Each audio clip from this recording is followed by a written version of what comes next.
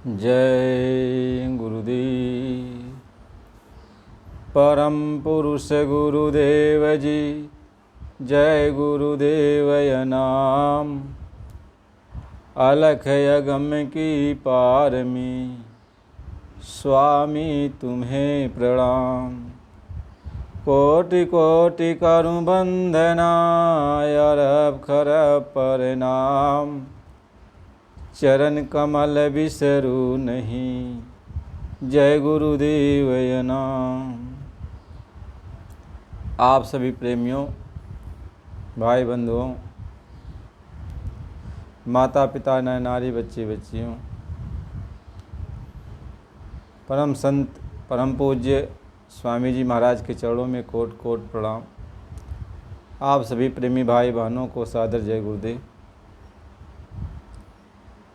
आज हम सब लोग गुरु महाराज जी के सत्संग वचन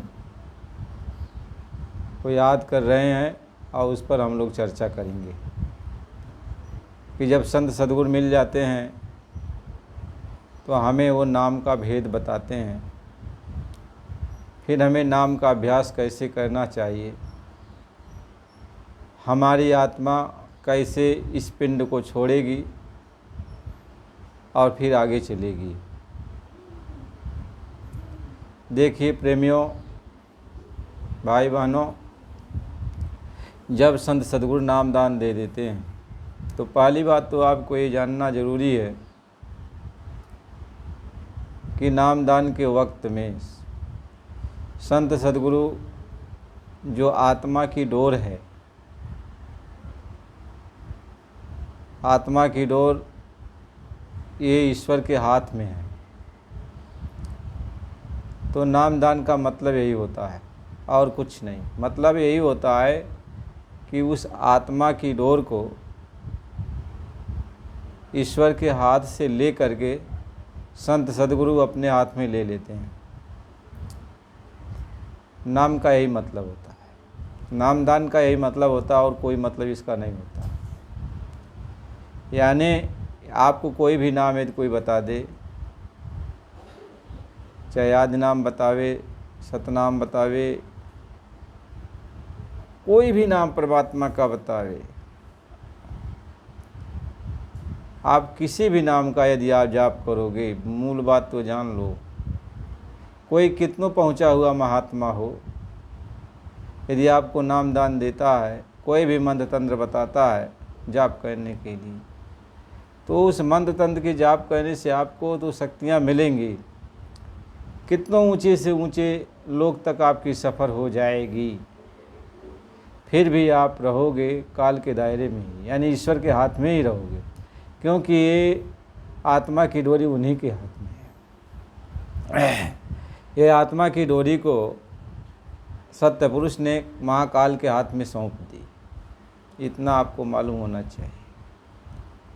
महाकाल प्रभु ने फिर आत्मा को नीचे मंडल में उतारा,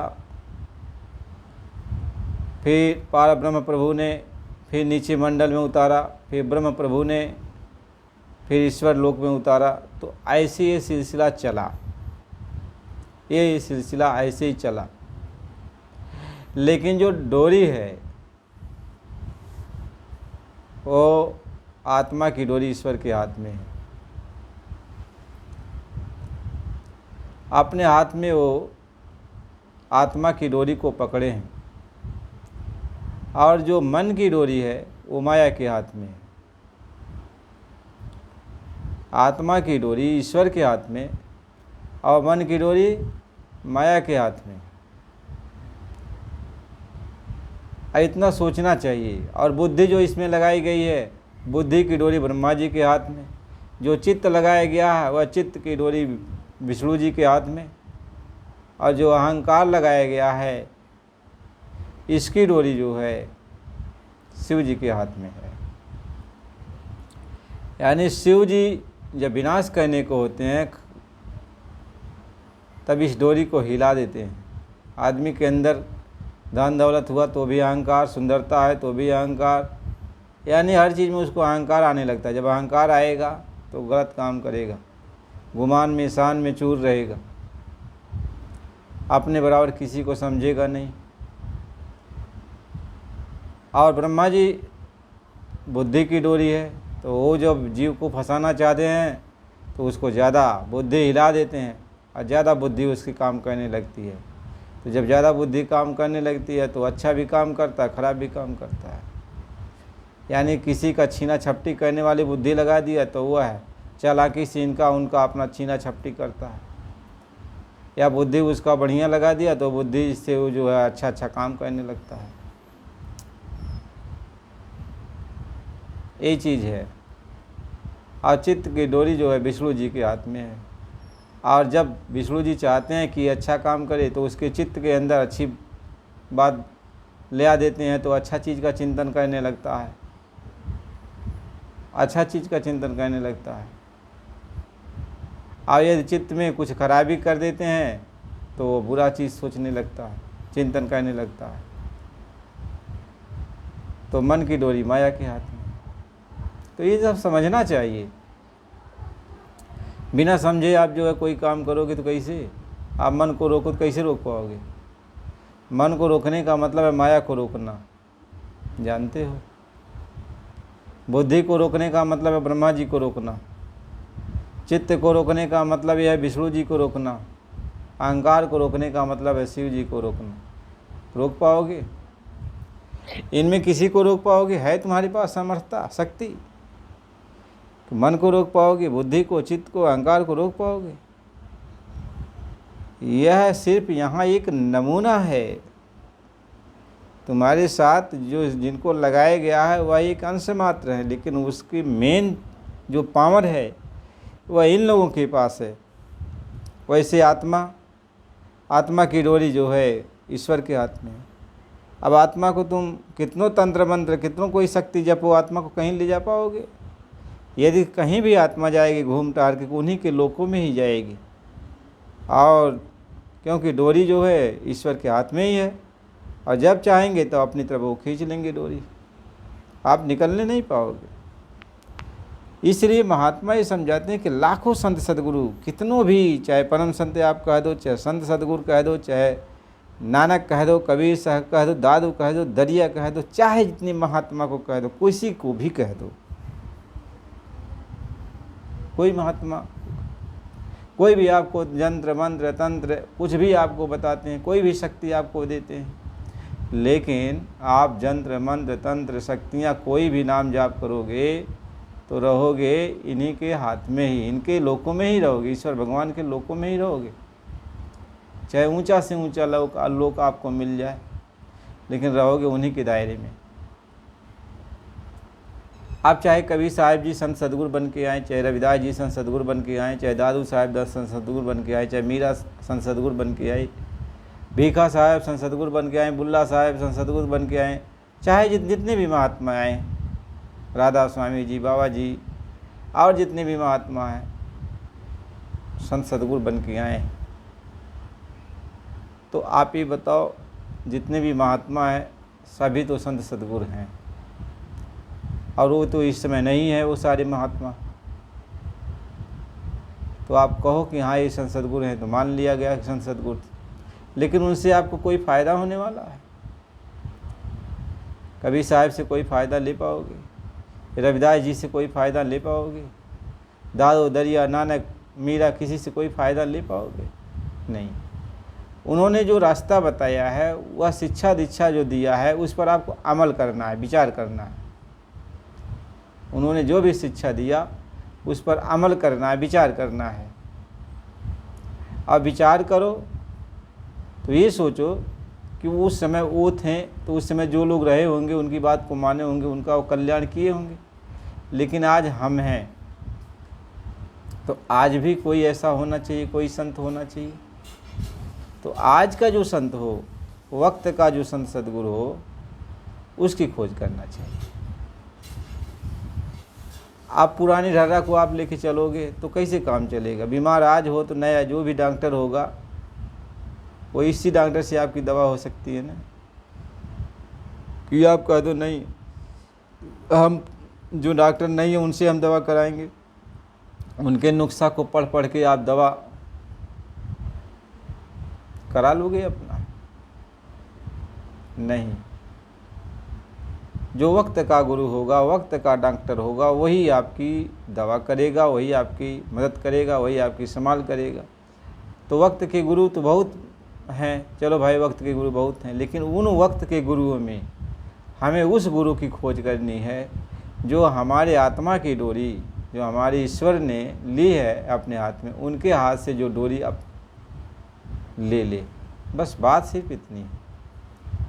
यदि आत्मा की डोरी को ईश्वर के हाथ में से कोई संत सद्गुरु छुड़ा नहीं पाएगा, नहीं ले पाएगा, तो फिर उसके नामदान देने और न देने का क्या फ़ायदा है?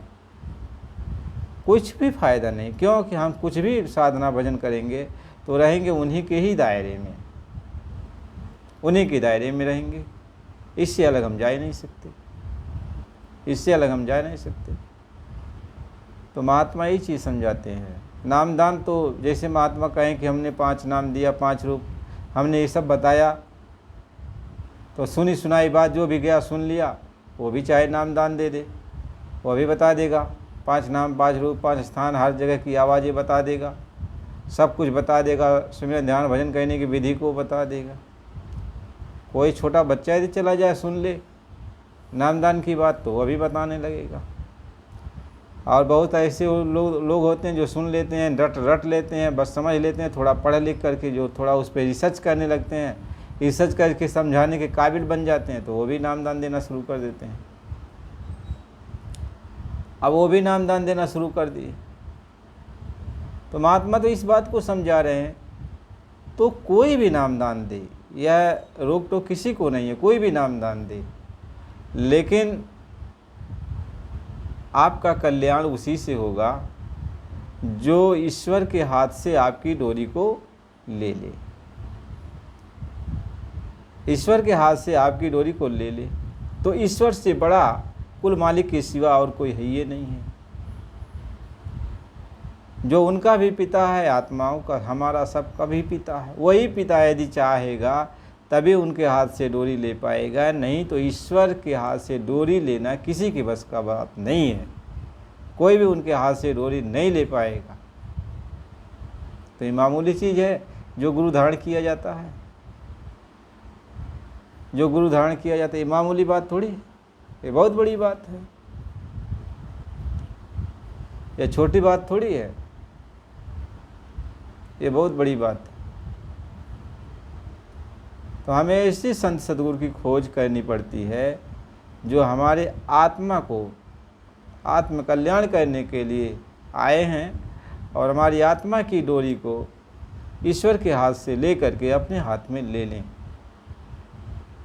इसलिए कहा कि सद्गुरु बहियाँ पकड़ो मोरी, मैं बही जात भव सागर में भक्ति फेंकी की डोरी।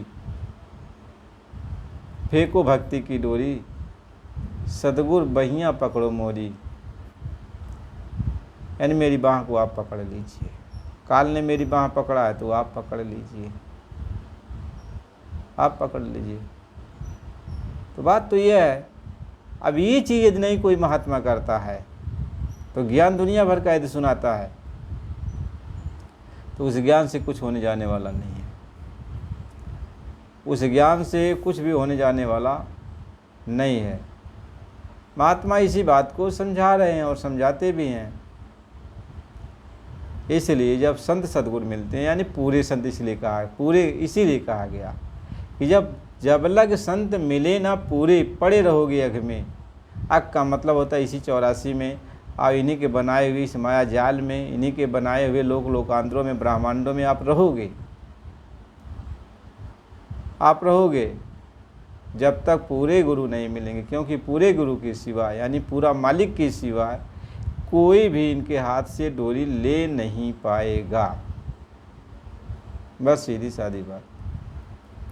और वह डोरी जब तक कोई लेगा नहीं तब तक जीव का उद्धार कल्याण होने वाला नहीं है। इसलिए कवि साहब जी ने कहा कि जंत्र मंत्र सब झूठ है, मत भरमो जन को, सार शब्द जाने बिना कागा हंस न। बात उन्होंने ये बात बताई कि ये जंत्र मंत्र आप जप रहे हो, ये सब बेकार है। तब तक बेकार है सब जब तक सार शब्द का मतलब हो तो वो सच्चा मालिक है, वो कुल मालिक, अनाम महाप्रभु, वो सत्य पुरुष वो जब तक आ करके आपकी बाह को नहीं पकड़ेगा, आपकी डोरी को नहीं पकड़ेगा, वो जब तक आपको नहीं जानेगा, आपको नहीं वो जो है पकड़ेगा, तब तक आप नहीं जा सकते हो। सार शब्द तो कौन है? सार शब्द वही गुरु ही तो है। सार शब्द जो अंदर में, वो जो है अंदर में जो उसका सार शब्द रूप है, उससे आत्मा की डोरी को अपने हाथ में ले लेता है और बाहर से वो गुरु के रूप में हमें आपको समझाता है, बताता है, गलत रास्ते से रोकता है, कर्म कर्जे को साफ करता है। सार शब्द तो गुरु ही तो है। अंदर में वो जो है सतगुरु बनता है और बाहर में हमारे आप जैसा, चाहे उसको सेवक कह लो, चाहे गुरु कह लो, चाहे भगवान कह लो, जो भी आपकी इच्छा, लेकिन अंदर में वही सतगुरु है, वही शब्द स्वरूपी सतगुरु है। वो जब मिलेगा तो जानते हो आत्मा को पकड़ लेगा। तो आत्मा एक ही जगह रहेगी। यदि एक पकड़ा है तो दूसरा कोई पकड़ नहीं पाएगा ना। यदि ईश्वर भगवान ने हमें आपको पकड़े हैं तो दूसरा कोई पकड़ नहीं सकता ना। दूसरा यदि उससे कहीं ताकत, यदि चुंबक कहीं उससे कहीं ताकत वाला हो तब तो चुंबक खींच पाएगा, उससे निकाल पाएगा।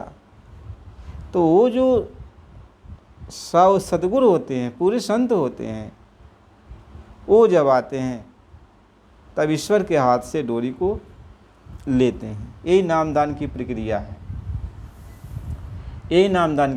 और कोई प्रक्रिया नहीं है। अब चाहे उसको कोई भी रास्ते से जीव नामदान लेता हो, कोई भी प्रक्रिया अपनाता हो, लेकिन मूल सिद्धांत, मूल बात उसकी यही है कि नामदान के वक्त में वह ईश्वर के हाथ से आत्मा की डोरी को लेकर अपने हाथ में ले लेते हैं। और जब वो ले लेते हैं तो अंदर में जीव के अंदर धुनकारें आने शुरू हो जाती है। यानी अब जैसे करंट को आप छुओगे तो आपके हाथ में लगेगा ना, करंट लग रहा है, करंट ने पकड़ लिया। ऐसे गुरु जब आपको पकड़ेंगे तो वो करंट लगता है एक, तो आपको मालूम हो जाएगा कि हमको गुरु ने पकड़ लिया, हमको शब्द ने पकड़ लिया। यानी वो गुरु शब्द स्वरूपी है ना, तो वो शब्द रूप है, वो पकड़ लिया। इसलिए कहा सत्य पुरुष की आरसी संतन ही की दें, लखा जो चाहे अलग कोई नहीं में लख लें। कहते हैं सत्य पुरुष को यदि देखना चाहते हो तो जो रूप बना के धरती पे पहुँचे हैं, बस उसी को देख लो, यही वही उसका रूप है, वही उसका रूप है। यदि मालिक को लखना चाहते हो तो उसी में लख लो, वही है। तो गुरु जब मिल जाते हैं तो आपको वो नाम का भेद बताते हैं, अब जब वो नाम दान देते हैं तो भजन की प्रक्रिया बताते हैं। बच्चा तुम भजन करना। भजन क्या? अंदर में आवाज़ें आती हैं तो कहते हैं आवाज़ें को सुनो। तो बहुत सारी आवाज़ें हैं, हर मंडल की आवाज़ें हैं, हर लोगों की आवाज़ें हैं। तो इस मस्तिष्क में सभी लोगों की आवाज़ें जो है गूंजती हैं, आती हैं। ईश्वर के लोग की, ब्रह्म पार ब्रह्म महाकाल के लोग की, सभी लोगों की आवाज़ें आती हैं। तो ये सो घोर शोर शब्द होता है। तो कहते हैं इसको पहले सुनो। तो इसके सुनने से, ये शब्द को सुनने से, सुनते तो तुम्हारे अंदर एक ताकत पैदा होगी, शक्ति पैदा हो। कैसे किसी चीज़ के बीच में आप रहोगे तो रहते जब उसको सहने की ताकत मिल जाती है, तब आप वहाँ उस चीज़ को अब सह लेते हो। जब सह लेते हो तब वहाँ खड़े होगे, भाई अब रुक गए, अब आप उसको बर्दाश्त कर रहे हो। तो वहाँ की जो शब्द की रोशनी है उसको देखते आपकी आंखें वहाँ उसको बर्दाश्त करने की ताकत आपकी आंखों को मिल जाएगा। तो आपकी आंख उसको देख सकती है, फिर तो आंख भी देख सकती है और कान भी जब सुन सकता है। तो वही महात्मा कहते हैं कि पहले ये अनहद शब्द जो होता है, अनहद शब्द जो होता है, इसको तुम सुनो और इसमें तुम लय हो जाने का मतलब इसको ऐसा सुनो कि अपने आप को भूलने लगो, यानी उसको बर्दाश्त करो, हजम करने की कोशिश करो, बर्दाश्त करो उसको। यानी कोई भी चीज़ को बार बार ठोकर मारा जाए तो वो चीज़ बर्दाश्त कर लेता है। तो आत्मा के ऊपर इस शब्द की हमेशा जो है, अनहद शब्द की चारों तरफ से जो ठोकर लग रही है तो वो बर्दाश्त करता है एक जगह खड़ा होकर के। जिस स्थान पे सदगुरु बताते हैं खड़े हो जाओ, तो वहाँ वो खड़ा होकर इन शब्दों को सुनता है, बर्दाश्त करता है। जब बर्दाश्त करने के काबिल हो जाता है, उसके अंदर ताकत पैदा हो जाती है, तब सदगुरु कहते हैं कि मैं तुम्हें अपने घर चलने वाला जो मार्ग है, जो सत शब्द है, जो आदि शब्द है, जिसको मैं लेकर आया हूँ तुम्हें ले चलने के लिए, उसकी मैं एक परख और पहचान बताता हूँ। उसको अब तुम उस पर ध्यान लगाओ। जैसे तुम उसी पर ध्यान लगाओगे तैसे ये जितनी भी आवाज़ें हो रही हैं ये सब बंद हो जाएंगी। ये मालूम हो तो रही हैं लेकिन उसके सामने सब बंद, सब फीकी पड़ गई। जैसे सूरज उग गया तो सूरज के सामने जितने भी दिया हुआ जल रहे हैं, मोमबत्ती अगरबत्ती, सब मालूम होता कुछ नहीं है। सूरज के सामने इनकी रोशनी ख़त्म। ऐसी जब वो मालिक का शब्द है, वो मालिक का जब शब्द तुम्हें सुनाई पड़ने लगता है तो ये सारी आवाज़ें बंद हो जाती हैं। कहने के लिए यही कहा जाता है, लेकिन बजते रहती हैं, लेकिन वो ना के बराबर हो जाती हैं, तो सारी आवाज़ें बंद हो जाती हैं। सतगुरु ये समझाते हैं। तो जब वो सारी आवाज़ें बंद हो जाएंगी तब उस आवाज़ की यही विशेषता है, उसकी यही पहचान है कि जब वो आवाज़ आपको मिलेगी तो उसमें चुंबक है, चुंबक। और वो आवाज़ चेतन है, परमात्मा है, मालिक है। आवाज़ है, आ तो रही है, लेकिन वो चेतन है, परमात्मा है, यानी वह आपके हर भाव को समझ रहा है। तो जैसे आप उसके करीब में आए, आपको वह खींचने लगा। यदि आपके अंदर डर पैदा हो गई तो फिर छोड़ देगा, फिर आपके अंदर चलने की उत्साह पैदा हुई तो फिर आपको खींच लेगा, फिर आपके अंदर डर पैदा हो गई तो फिर आपको छोड़ देगा, फिर आपके अंदर चलने की उत्साह पैदा हुई तो फिर आपको खींच, यानी आपको छोड़ेगा उठाएगा, छोड़ेगा उठाएगा, आपको मजबूती देगा। धीरे धीरे आप निर्भय होते जाओगे कि नहीं कुछ होने होगा नहीं, तो फिर आप खुद कहोगे हम और आगे चलना चाहते हैं। तो जैसे जैसे आपकी इच्छा, जितना आप आगे बढ़ना चाहोगे तो शब्द उतना ही आपको आहिस्ता आहिस्ता उठाएगा, ले चलेगा। वही शब्द जो है, जो आपको कोई महात्मा बताते हैं नामदान के वक्त में, तो वो जो शब्द है जब उसको आप पकड़ोगे तो वो जब आपको अपने में खींचेगा, मिलाएगा न, तब आपको पता चलेगा कि वो शब्द नहीं है। वो जो हमने कुछ सुना वो शब्द नहीं है, वो तो कुछ बोल रहा है, वो तो मालिक है, यानी वो वाणी निकल रही है। इसी को गुरबाणी कहते हैं, इसी को महात्माओं की वाणी कहते हैं। गुरबाणी यही है, वो वाणी है, यानी वो बोल रहा है, आपसे सत्संग करेगा। आप भी उसकी वाणी को समझोगे, आपकी वाणी को वो समझेगा, तो आप उससे कुछ पूछोगे, वह आपके प्रश्नों का जवाब देगा। यही है सच्चा सत्संग अंदर का, यही है सार शब्द है। तो कहते हैं सार शब्द चिन्हे बिना कागा हंस न हो। तो ये जब तक सार शब्द नहीं मिलेगा तब तक जीव अपने घर जाएगा नहीं, अपने घर जाएगा नहीं। तो यही सार शब्द जब मिलता है तो जीव को पकड़ के ले चलता है, ले चलता अपने घर। तो प्रेमी भाई बहनों, इस बात को तो समझना चाहिए ना, समझना चाहिए हमें, आपको सबको समझना चाहिए। अब कोई कह दे कोई लोक नहीं है, हे भाई कोई मृत लोक नहीं है जाना है, कोई स्वर्ग लोक में नहीं जाना है, कोई वैकुंठ लोक में नहीं जाना है, कोई ईश्वर लोक, ब्रह्म लोक, पार ब्रह्म लोक, महाकाल या सतलोक, अलख लोक, अगम, कोई कहीं जाना नहीं। आप ही आप समाना है, यानी अपनी आत्मा में समाना है।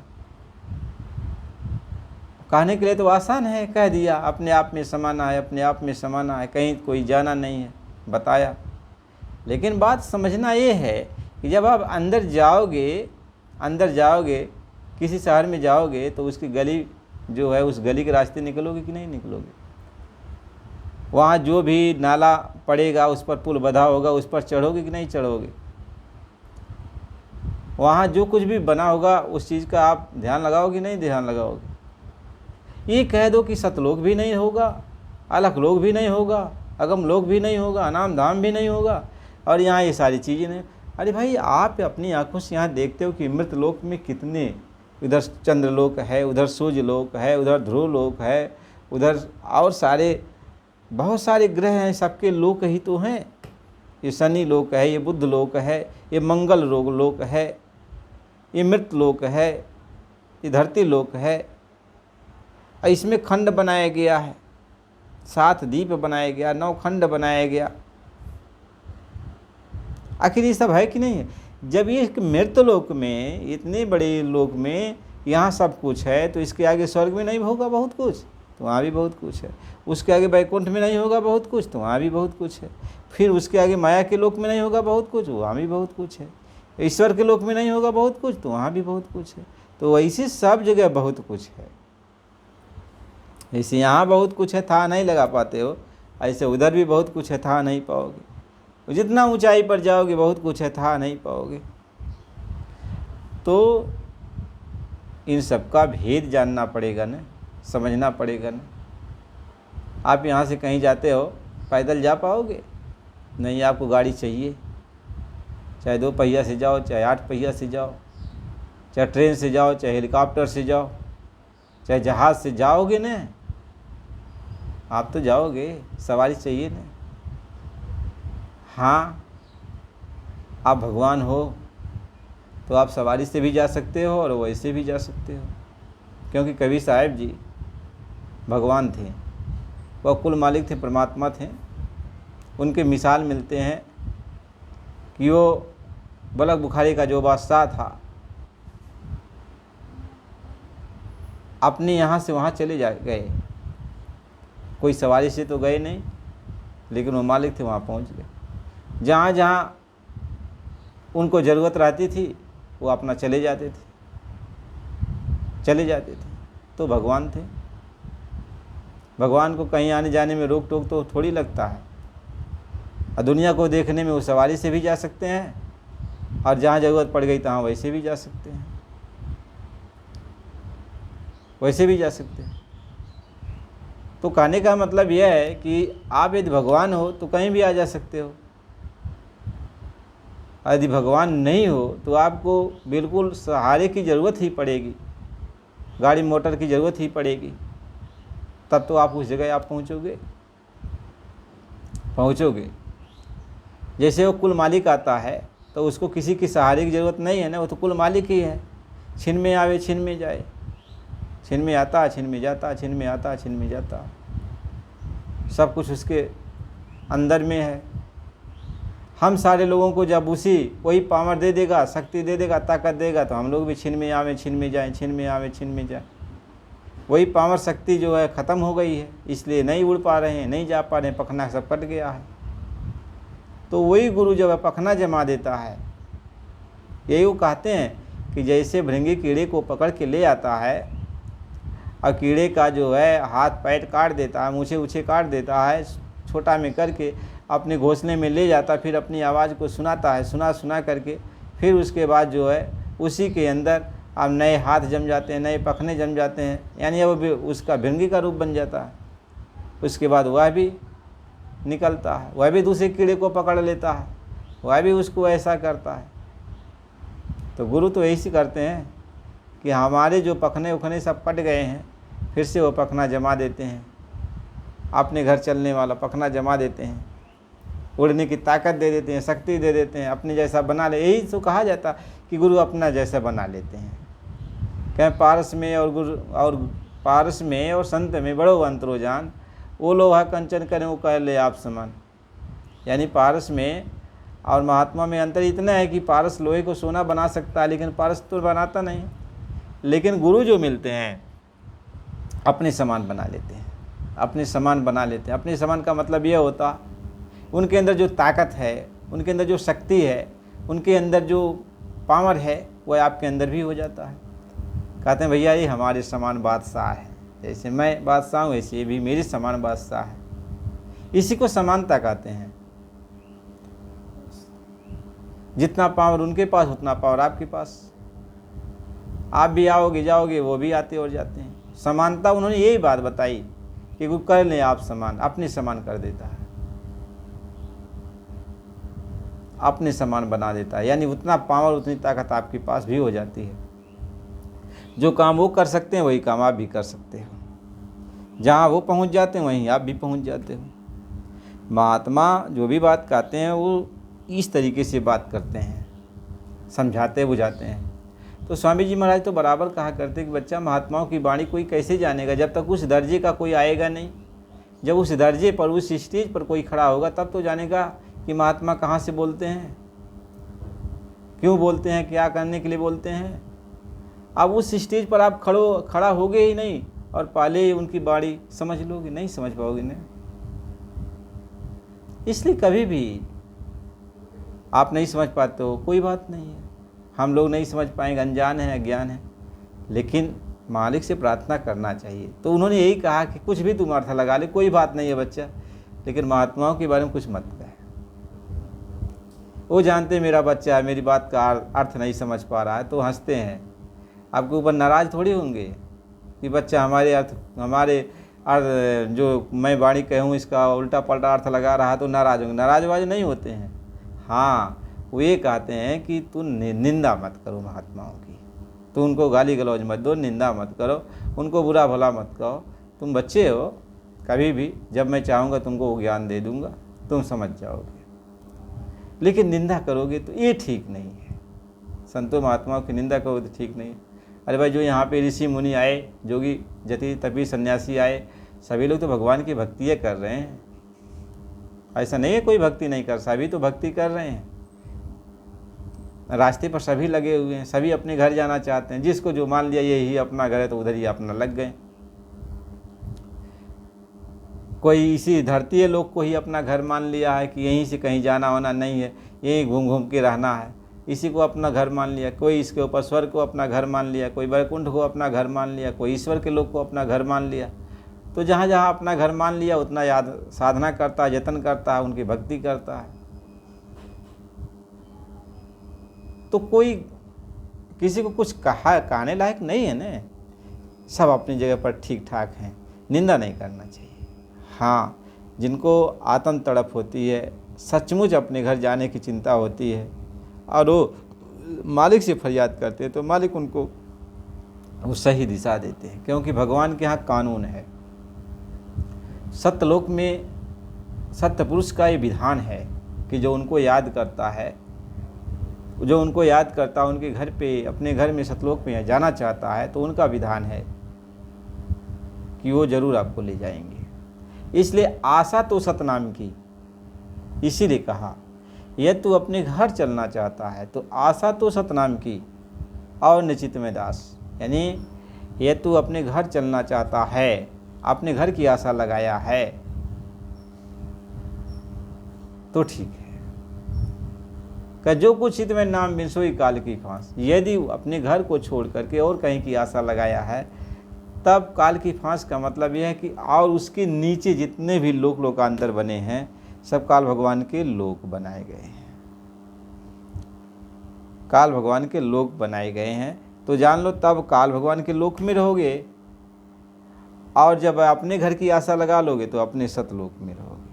उन्होंने काल भगवान के बारे में कुछ निंदा थोड़ी किया है। कहीं जो कुछ चित्त में नाम बिन सोई काल की फांस, यानी वो काल भगवान के बनाए हुए जितने भी ये हैं तो वहाँ रह जाओगे, यही उनकी फांस है। यानी इसके आगे नहीं जाओगे। यदि अपने घर की आशा रख लोगे, सतलोक की आशा रख लोगे, तो विधान है सतदेश का कि वहाँ आपको जरूर जाना है, वो आपको ले जाएंगे। और काल भगवान ने भी कहा कि हे प्रभु, जो आपको याद करे, आपके बात को समझे और सचमुच अपने देश को जाना चाहता है, मैं तो उसको यहाँ हर तरह के सुख सुविधा दूंगा।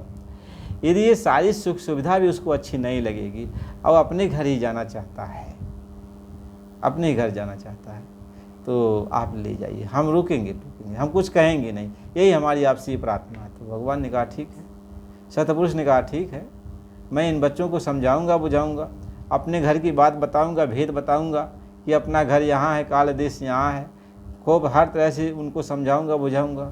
अब इसमें जो जीव मेरी बात को समझ जाएगा, अब अपने घर की आशा लगा लेगा, तो उसको मैं ले चलूँगा, क्योंकि ये भी मेरे पुत्र हैं, तो इनकी भी बात को हमको मानना है, समझना है। और तुम सब भी मेरे पुत्र हो, तो तुम सबकी बात को मानना समझना है। तो जो चलना चाहेगा उसको ले चलूँगा, और जो नहीं चलना चाहेगा, यहीं रहना चाहता, तो वह यहीं रहेगा, यहीं रहेगा। जो कर्म कांड में भरोसा करने वाले हैं, जब तक पूजा पाठ का भरोसा करने वाले हैं, देवता पितर भूत भवानी में पूजने में भरोसा करने वाले हैं, उनको यही सुख सुविधा अच्छी लगती है, तो वो यहीं अपना रहेंगे। इसलिए कहा कर्मी सरई हैं ये जीव, सदगुरु भी नहीं पावे। कर्मी सरई जीव हैं, ये कर्म कांड में भरोसा करने वाले जीव हैं, और जब तक पूजा पाठ करने वाले में भरोसा करने वाले हैं, यहाँ की सुख सुविधा में भरोसा करने वाले रहने वाले जीव हैं, और यहीं रहना चाहते हैं तो यहीं रहेंगे। लेकिन जो इन सबसे ऊपर अपने घर जाना चाहता है, तो वो अपने घर चले। तो गुरु यही समझाएं, महात्मा यही समझाते हैं। तो जो अब दिल से, सच्चे दिल से अपने घर चलना चाहेगा, आत्मा की तड़प होगी कि नहीं हम अपने घर चलेंगे, तो उसको महात्मा ले जाते हैं। देर सवेर कुछ भी हो, लेकिन ले जाएंगे। अब अपने घर की आशा नहीं रहेगी और यहीं की आशा बढ़ जाएगी, तो आप महात्मा नहीं ले जाएंगे, क्योंकि उन्होंने वचन दिया है कि जो चलना चाहेंगे, जो जीव चलना चाहेगा, उसी को ले चलेंगे। तो बस अब जीव रोता है तो याद करता है, जब खुशियाँ मिल जाती है तो भूल जाता है। यही तो है यहाँ का विधान। यहाँ जब तड़पाया जाता है तब चिल्लाता है भगवान बचाओ, भगवान ले चलो, और जब यहाँ खुश है, उसको सुख मिल जाता है, तो कहता बहुत आराम से, बहुत मज़े में है, कोई दिक्कत नहीं है, कोई परेशानी नहीं है, तब चलना भूल जाता है। तो इसलिए प्रेमी भाई बहनों, अब तो सत्संग मिल ही रहा है, धीरे धीरे धीरे धीरे सत्संग तो आपको मिलेगा। सुमिरन ध्यान भजन मालिक की भाव भक्ति कैसी की जाती है, सब बातें आपको समझाया जाएगा। गुरु महाराज जी सब कुछ समझाया है। हमें हमारे आपको समझ में नहीं आया वो अलग बात है, लेकिन बाबा जी ने कोई बात ऐसी छोड़ी नहीं। गुरु महाराज ने कहा बच्चा मुझ जैसा साफ कहने वाला कोई मिलेगा नहीं, कोई मिलेगा नहीं। मैं साफ़ सुथरी सारी बात कह रहा हूँ, और बच्चा इस एक एक बात को मेरे पकड़ लो, तुम बदल जाओगे। तो प्रेमी भाई बहनों, आप नए अभी जुड़े हो तो चैनल को लाइक सब्सक्राइब कर दीजिएगा, और जय गुरुदेव नाम प्रभु का कमेंट में लिखिएगा, और बराबर सत्संग सुना करिए। अगला सत्संग फिर आपको अगले वीडियो में मिलेगा। अब इसमें एक ये देखा जाएगा उस वीडियो में कि क्योंकि हम तो उतने तक बात कर सकते हैं जितना हमें अधिकार है, हम आप उतने ही बात तो कर सकते हैं जितना अधिकार है। और जहाँ तक राज रहस्य की ज़्यादा बात है, खोलने वाली बात, वो तो गुरु ही खोलेगा न, संत सदगुरु ही खोलेगा न। जो बात गोपनीय है तो गोपनीय रहती है, लेकिन जहाँ तक कहानी सुनने का विषय है उतने हम लोग कह सकते हैं, उसके आगे तो कह नहीं पाएंगे। तो गुरु भक्ति का पाठ हम लोग आपस में पढ़ते रहेंगे, कहते रहेंगे, सुनते रहेंगे। जहाँ कोई शंका रहेगी उसका समाधान तो होता ही रहेगा, होता रहेगा। तो गुरु माई ने सब बातें हम लोगों को बताई, समझाई, बुझाई। हम लोगों को उनकी हर बात को समझना चाहिए और मालिक के हर वचन को मानना चाहिए। फिर अगले सत्संग में गुरु भक्ति कैसे की जाती है और कैसे सूरत पहले लोक को पार करेगी, यानी प्रथम मंडल, आत्मा प्रथम मंडल को कैसे पार करेगी, इसके बारे में थोड़ा हम लोग आपस में चर्चा करेंगे। इशारा मालिक की तरफ से होगा, जो भी थोड़ा बहुत तो वह आपस में हम लोग चर्चा करेंगे। यहाँ कोई बड़ा थोड़ी है, हम लोग बराबर में हैं। बाबा जी की बात कुछ आप कह सकते हो, हम कह सकते हैं, जितना जिसको याद आ जाता है उतना वो बात कहता है, लेकिन है तो गुरु महाराज जी की सब बातें, गुरु महाराज जी की सब बातें। इसलिए प्रेमी भाई बहनों, चैनल को लाइक सब्सक्राइब कीजिए और कमेंट में जय गुरुदेव नाम प्रभु का जरूर लिखिएगा। फिर अगली वीडियो में मिलते हैं। जय गुरुदेव।